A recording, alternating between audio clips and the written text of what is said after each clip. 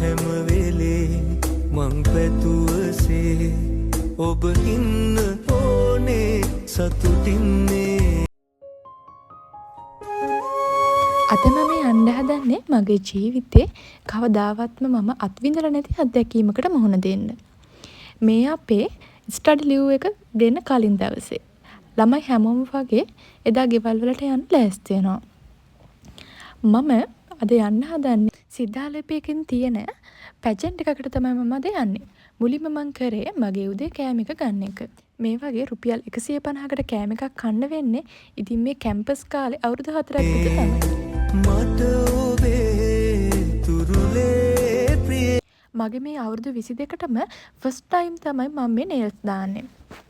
අනිත් ළමයි හැමෝම අද ගෙදර යන්න ලෑස්ති වෙද්දී මම මේ ලෑස්ති වෙන්නේ පැජන්ට් එකකට යන්න. මිය දෙන්න අවසන් මේ වන මගේ අපිට මේ පැජන්ට් එකට එන්න ඩ්‍රෙස් කෝඩ් එකක් දීලා තිබ්බා. ඒ තමයි ඔසරිය නැත්නම් සාරියක නැත්නම් ලෙහෙංගා එක කියලා. මම අද ඩ්‍රෙස් කරගෙන යන්නේ සාරිය එකක්. මුලින්ම කරන්නේ නෙල්ස් දාලා මම මගේ දන්න විදිහට මේකප් එකක් දාගන්න එක. ඊට පස්සේ හොස්ටල් එකේ හිටියා සාරිය අඳින්න පුළුවන් ළමයෙක්. මම යාට කෝල් එකක් දීලා කිව්වා සාරිය අඳවන්න පොඩ්ඩක් උදව් කරන්න එන්න කියලා. එයා තමයි මට එදා යන්න ලස්සන සාරිය අඳවලා දුන්නේ. අද මම මේ පැජන්ට් එකට යන්නේ කාත් එක්කද කියලා බලමු. මම අද යන්නේ අපේ තාත්තත් එක්ක තමයි මේ පැජන්ට් එකට. එයා මට කෝල් එකක් දුන්නා. හොස්ටල් එක ළඟට ඇවිල්ලා ඉන්නේ එන්න කියලා. ඊට පස්සේ අපි දෙන්න ඌබ් එකක් දාගෙන මේ ගල්කිස්සේ අනර්වා සිටි හොටල් එකට ගියා. ඒ වෙනකොට ගොඩක් දෙනෙක් රෙජිස්ටර් වෙලා තමයි තිබුණේ. හිටියට වඩා තරගකාරියන් ගොඩක් ඇවිල්ලා හිටියා. අපිට ඩ්‍රෙස් කරන්න මේ ඩ්‍රෙසින් රූම් එකකුත් දීලා තමයි තිබුණේ.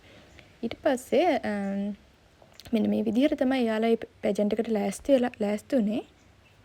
මුලින්ම මේ පැජන්ට් එකට ඇවිල්ලා හිටියා තරගකාරයන් 50 දෙනෙක්. ඒ 50 දෙනාටම මුලින්ම මේ අවස්ථාව දුන්නා. ඊට පස්සේ මේ 50 දෙනාගෙන් 22 දෙනෙකු තෝරාගත්තා. මම මේ 22 දෙනා අතරට තේරුණා එදා ඇවිල්ලා හිටියේ ලංකාවේ ලස්සනම කොණ්ඩ තියෙන පෝෂණීයම කොණ්ඩ තියෙන ලස්සන තරුණියන් 50 දෙනෙක්. මම එදා තමයි මේ තරම් දිගටම කොණ්ඩ තියෙනවද කියලා පවා දැක්කේ.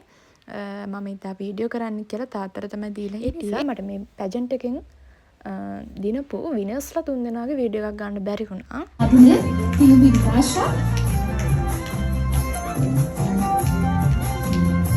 විනාශා වෙලා තියෙන වවුනියාවෙන්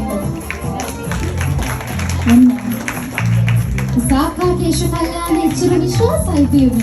තවත් දවසක ලස්සන ටොපික් එකක් කරගෙන යන ගමන්